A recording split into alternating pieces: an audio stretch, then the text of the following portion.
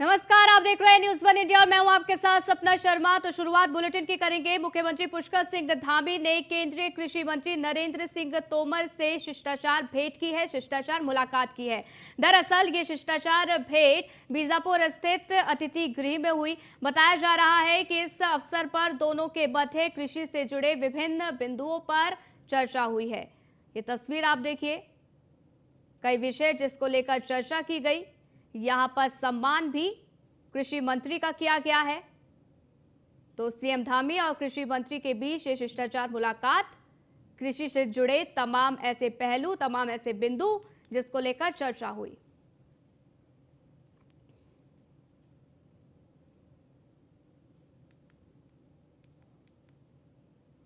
वहीं मुख्यमंत्री पुष्कर सिंह धामी से महानिदेशक एसएसबी रश्मि शुक्ला ने शिष्टाचार भेंट की है। आपको ये बता दें कि शिष्टाचार भेंट मुख्यमंत्री कैंप कार्यालय में हुई और इस दौरान उन्होंने कई मुद्दों पर विस्तार से चर्चा की है। ये तस्वीर भी हम आपको दिखा रहे हैं। सीएम कैंप कार्यालय में ये शिष्टाचार भेंट हुई है और ये भेंट कई मायनों में बेहद अहम और कई ऐसे मुद्दे थे जिसको लेकर चर्चा हुई।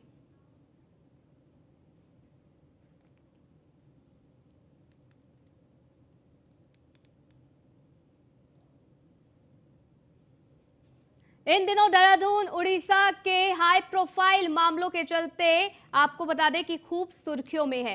दरअसल पूर्व प्रधानमंत्री विश्वनाथ प्रताप सिंह की पोती अद्रिजा सिंह के साथ उनके ससुराल वालों की ओर से मारपीट और घरेलू हिंसा का मामला सामने आया है। वहीं अद्रिजा मेहरी के पति अर्केश नारायण सिंह देव बोल नकीर के राज परिवार से है। उनके परदादा उड़ीसा के प्रधानमंत्री भी रह चुके हैं। आपको बता दें मुख्यमंत्री वो रह चुके हैं और इसके साथ ही आपको ये भी बता दें कि अर्केश के भाई सांसद हैं। इनका जो पूरा घर है वो आपको बता दें कि देहरादून में है और ऐसे में यहाँ पर कई गंभीर आरोप यहाँ पर लगाए गए हैं। घरेलू हिंसा का यहाँ पर आरोप लगाया गया।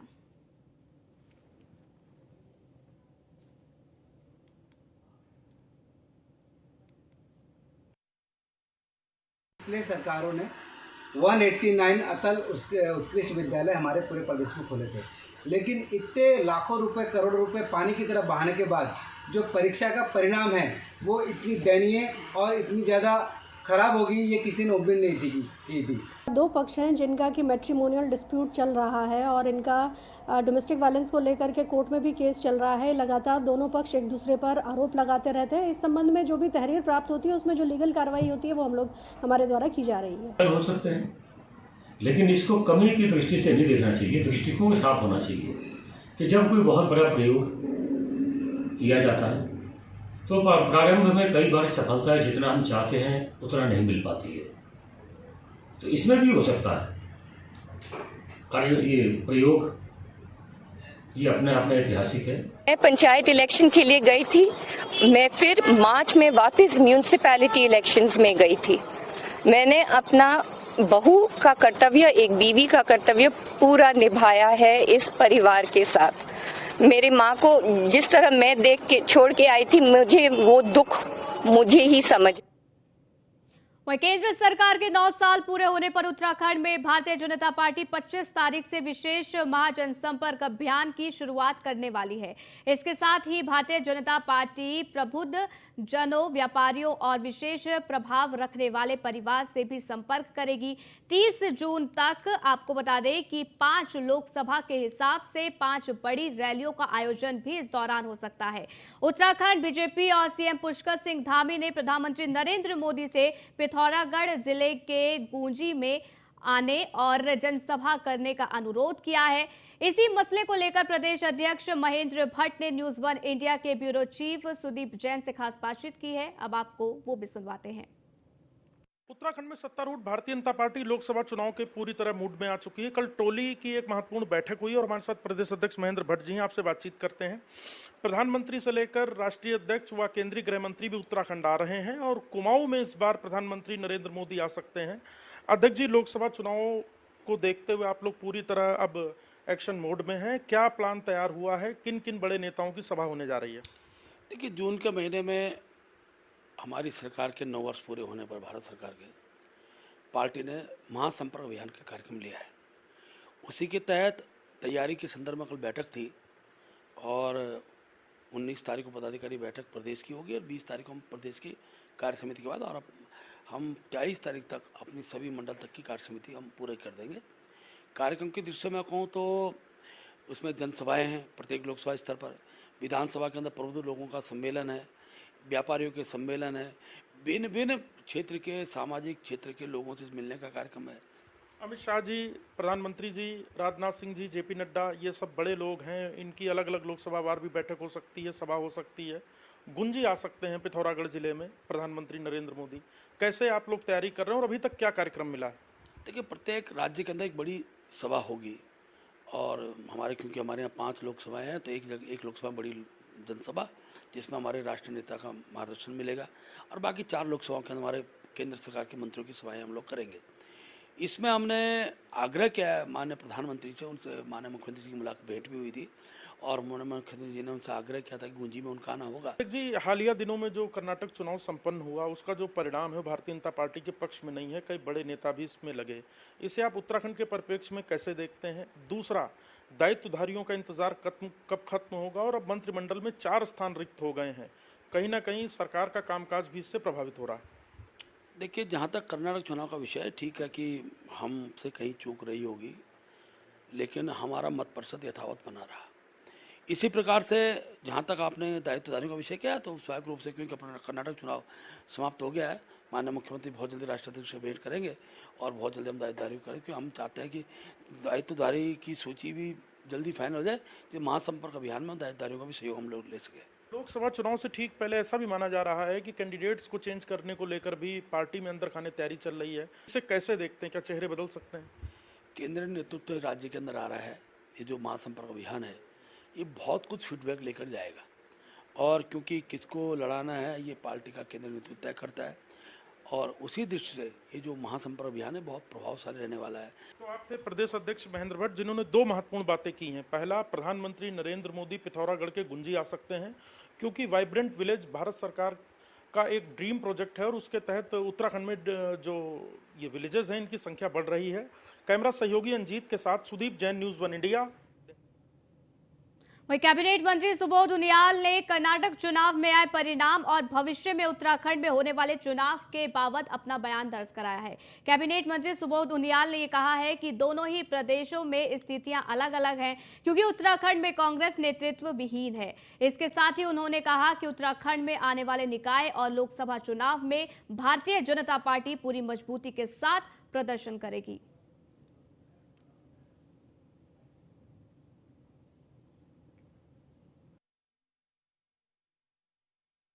आपका परसेप्शन पूरी दुनिया में स्थापित हो। कई ज़्यादातर मतदाता इसको देख के वोट करता है क्योंकि उसको देश का सम्मान सबसे पहले दिखाई जाता है। तो देखिए, कर्नाटक का कारण ये जहाँ तक मैं मानता हूँ कर्नाटक में कहीं ना कहीं कोई चूक हुई, लेकिन कांग्रेस को बहुत ज़्यादा खुश होने की आवश्यकता नहीं है। कांग्रेस की इससे बड़ी गोल्डन अपॉर्चुनिटी क्या थी 2022 के चुनाव से। पब्लिक में मैंने आपसे कहा कि उत्तराखंड के अंदर कांग्रेस की प्रासंगिकता खत्म हो गई है। एक नेतृत्व विहीन कांग्रेस है, राष्ट्र में भी नेतृत्व विहीन है। देखिए, कर्नाटक में उनके पास सिद्धरमैया जी और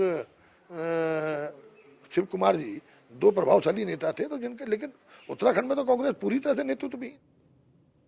वहीं राज्य में सहायक अध्यापक एलटी भर्ती का सपना पाले अभ्यर्थियों के लिए अच्छी खबर नहीं है। नैनीताल हाईकोर्ट ने सरकार की ओर से 2021 में बनाई नियमावली को निरस्त कर दिया है, जिसमें बीएड की बाध्यता को सरकार ने खत्म कर दिया है। दरअसल चीफ जस्टिस और जस्टिस रविंद्र मैथाड़ी को, आपको बता दें कि इनकी जो कोर्ट है उन्होंने उत्तराखंड सर्विस कमीशन को आदेश दिया है कि पूरी भर्ती प्रक्रिया दोबारा से शुरू करे। आपको ये बताते चले कि सहायक अध्यापक एलटी कला में सरकार ने 2020 में भर्ती शुरू की थी, लेकिन बाद में 2021 में सरकार ने नियमावली में बदलाव कर बीएड की बाध्यता को खत्म कर दिया है। सरकार के इस निर्णय को तारा राम समेत अन्य ने हाईकोर्ट में चुनौती देते हुए और सरकार के इस सेवा नियमावली को निरस्त करने की मांग की थी। प्रेयर थी कि जो एनसीटी के रेगुलेशंस हैं 2014 के, उसमें बीएड मैंडेटरी क्वालिफिकेशन है असिस्टेंट टीचर एलटी के लिए।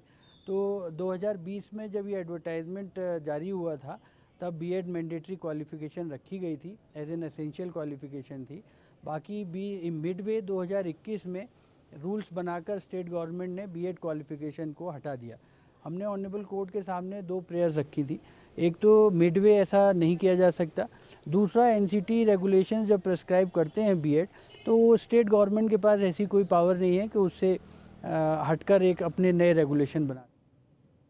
तो डेंगू दिवस के मौके पर राजधानी दून में स्वास्थ्य विभाग द्वारा एक कार्यशाला का आयोजन किया गया, जिसमें स्वास्थ्य विभाग से संबंधित तमाम अधिकारी और छात्र छात्राएं मौजूद रहे। इस मौके पर डिप्टी सीएमओ एस.के. त्यागी ने कहा है कि डेंगू से सावधानी बहुत जरूरी है। डेंगू के मच्छर काटने से यह महामारी फैलती है, इससे जितना हो सके सावधानी बरते। जो भी जरूरी निर्देश है उसका पालन किया जाना भी बेहद जरूरी है, ताकि डेंगू महामारी को खत्म किया जा सके।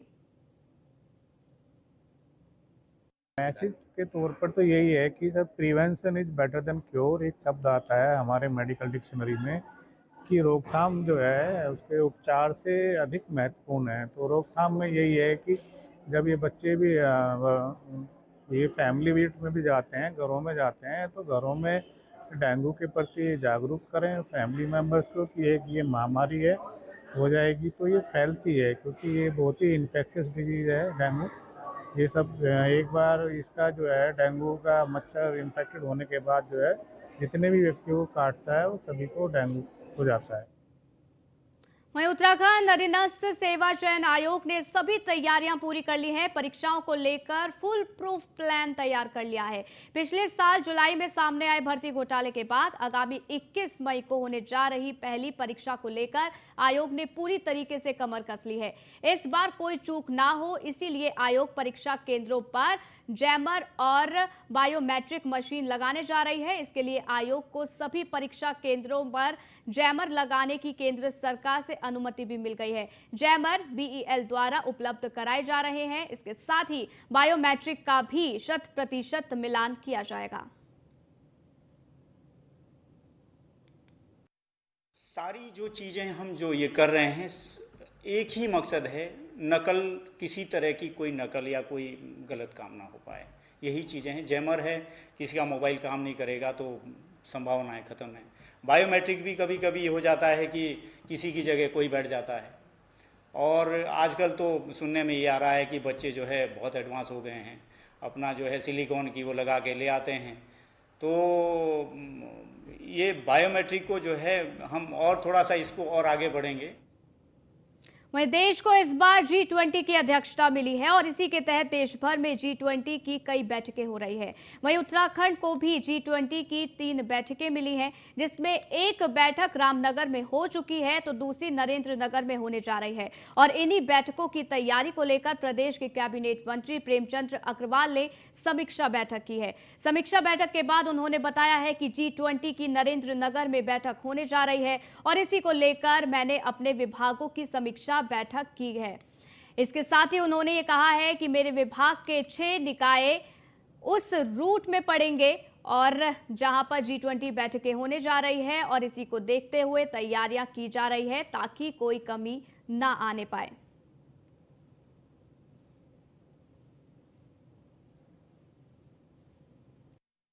इस प्रकार से G20 का कार्यक्रम बिल्कुल अब हमारे नज़दीक है।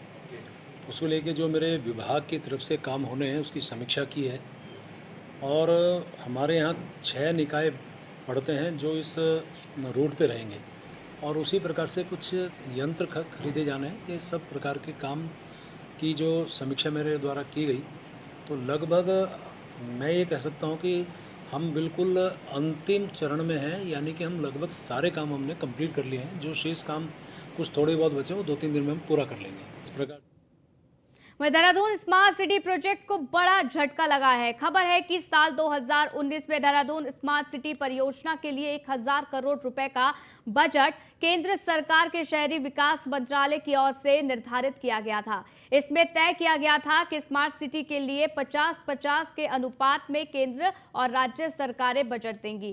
केंद्र सरकार ने कुछ रोज पहले इसका बजट आधा कर दिया है। केंद्रीय शहरी विकास मंत्रालय के नए आदेश के बाद Dehradun smart smart city project का बजट 1000 करोड़ से घटाकर 550 करोड़ कर दिया गया है।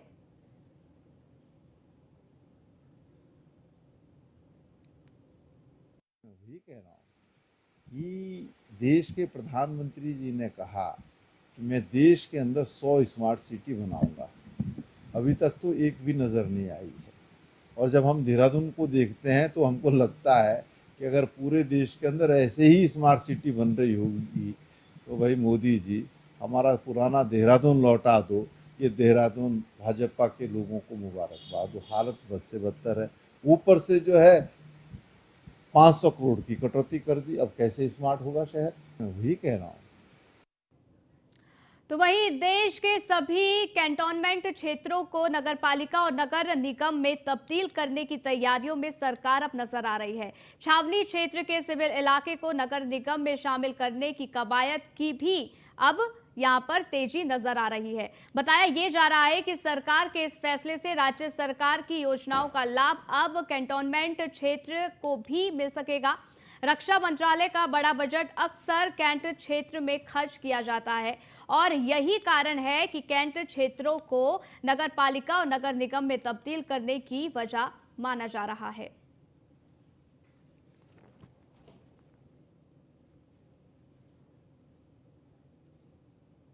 जो नामित हमारे पार्षद होते हैं वो पार्षद अपना काम कर रहे हैं। बाकी जो डिमांड आ रही है पूरे देश से कि हमें नगर पालिका बनाइए, तो सिविल एरिया को नगर पालिका बनाने के लिए हमने कहा भी है, पब्लिक डोमेन में भी आ गया है कि हम वो ज़मीन को फ्री दे देंगे, उसकी सड़कें फ्री दे देंगे, उसके भवन फ्री दे देंगे।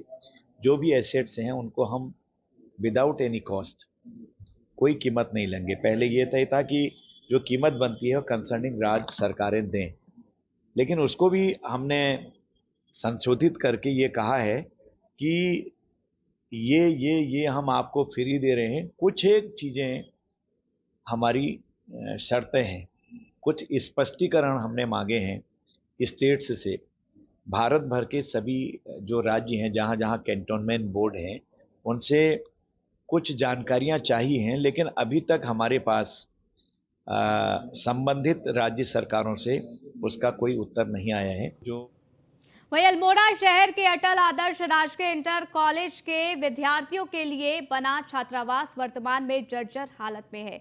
इस छात्रावास से कई मेधावी छात्रों ने शिक्षा ग्रहण करके इस विद्यालय का नाम रोशन भी किया था, लेकिन आज ये छात्रावास शिक्षा विभाग की बदहाल व्यवस्था का नमूना बनकर रह गया है। दरअसल आपको बता दें कि ये छात्रावास जीर्णोद्धार की राह देख रहा है। अब इस मामले में शिक्षा विभाग की आंखें खुली हैं। बताया ये जा रहा है कि अब इस छात्रावास को जीवित करने के लिए जिला प्रशासन ने कार्य योजना तैयार करने के निर्देश दे दिए हैं।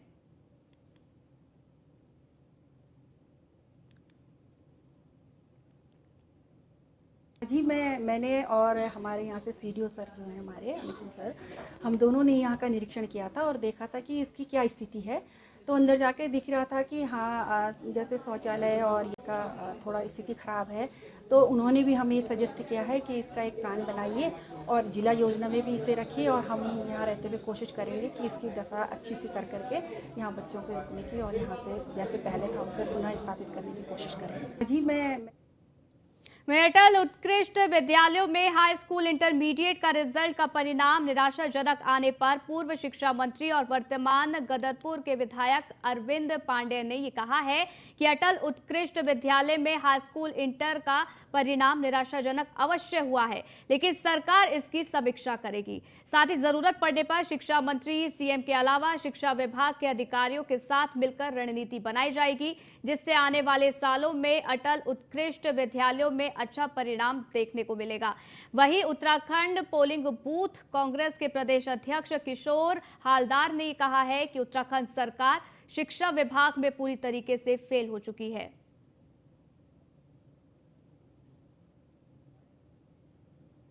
इस संकल्प के साथ बनाए गए कि इन स्कूलों को सीबीएसई बोर्ड से मान्यता दिलाई जाएगी, इंग्लिश मीडियम बनाया जाएगा और प्रमाण उसका परिणाम ये आया कि प्राइवेट स्कूलों से भी अभिभावकों ने अपने बच्चों का नाम काट के सरकारी सिस्टम पर विश्वास करते हुए अपने बच्चों का दाखिला अटल उत्कृष्ट विद्यालय में कराया। और लोगों ने इतना विश्वास किया कि सरकारी स्कूलों में जहाँ कोई आने को तैयार नहीं होता था, कक्ष खाली होते थे, इन अटल उत्कृष्ट विद्यालयों में छात्र संख्या बहुत बढ़ी। पिछले सरकारों ने 189 अटल उत्कृष्ट विद्यालय हमारे पूरे प्रदेश में खोले थे, लेकिन इतने लाखों रुपए करोड़ों रुपए पानी की तरह बहाने के बाद जो परीक्षा का परिणाम है वो इतनी दयनीय और इतनी ज़्यादा खराब होगी ये किसी ने उम्मीद नहीं की थी। जो माँ बाप हैं वो चाहते हैं कि अपने बच्चों को अच्छे स्कूलों में पढ़ाए, लेकिन जिस तरीके से प्रदेश की शिक्षा मंत्री और राज्य के जो मुख्यमंत्री हैं वो इन सब चीज़ों पर ध्यान ना देकर अन्य चीज़ों पर ध्यान दे रहे हैं, जिससे माँ बाप बहुत ही क्षुब्ध हैं और वो चाहते हैं कि अपने बच्चों को अच्छे विद्यालय में देने का प्रयास कर रहे हैं। मसूरी मॉल रोड पर 7 करोड़ की लागत से पुनर्निर्माण और सौंदर्यीकरण के कार्य में बरती जा रही लापरवाही को लेकर लोगों में भारी आक्रोश है। मसूरी मॉल रोड के मुख्य चौराहों का हाल बेहाल है। पर्यटन सीजन शुरू हो चुका है, लेकिन अभी तक मॉल रोड के सड़कों का निर्माण, चौराहों का निर्माण नहीं हो सका है, जिससे लोगों को भारी परेशानियों का सामना करना पड़ रहा है, जिसको लेकर एक बार फिर Mussoorie traders and welfare association के नेतृत्व में मसूरी के ग्रीन चौक पर धरना प्रदर्शन किया गया। और ये कहा गया था कि 31 मार्च तक कार्य पूरा हो जाएगा, लेकिन 31 मार्च के बाद 20 अप्रैल की तिथि दी गई, फिर 30 अप्रैल की तिथि दी गई, और आज 15 मई होने के बावजूद, हमारे इतने विरोध के बावजूद, इतने निवेदन के बावजूद अभी तक सरकार द्वारा, जिला प्रशासन द्वारा कोई ठोस कदम नहीं उठाए गए। कोई गति काम की नहीं थी। उसके बाद अप्रैल की डेटें दी गई। अप्रैल की डेट देने के बाद अब मई 15 तारीख हो गई, अभी तक जो है कुछ भी यहाँ पर कार्य नहीं हो रहा। और मैं ये देख रहा हूँ कि जैसे एक फिल्म होती थी धर्मेंद्र की, उसकी सनी देओल की, उसमें कहते थे कि तारीख पे तारीख, तो यही हो रहा है मसूरी के साथ कि यहाँ जो है जिला प्रशासन हो, चाहे शासन हो, चाहे सरकार हो, वो तारीख पे तारीख दे रही है और कोई काम नहीं हो रहा है। पुष्कर सिंह धामी सरकार का धन्यवाद देता हूँ कि उन्होंने कई वर्षों से हमारी जो पुरानी मांग थी पेयजल लाइन को, उसको पूरा किया। केंद्र सरकार का इस बात का धन्यवाद है कि उन्होंने जो है सेंटर से पैसे भेजा। उसके तत्पश्चात ये हुआ कि हमें पिछले 2 दिन में पानी देखने को मिला, सुनने को मिला कि पानी मसूरी पहुंच गया, उसका धन्यवाद। सिविल लाइन पूरे शहर में बिछा दी गई। अब थोड़ा बहुत कमी समी तो रही जाती है, लोग थोड़ा सहयोग करें इसमें। और डीएम साहब, तो इस बुलेटिन में फिलहाल के लिए बस इतना ही। रुकेंगे एक छोटे से ब्रेक के लिए। देखते रहिए न्यूज़ 1 इंडिया।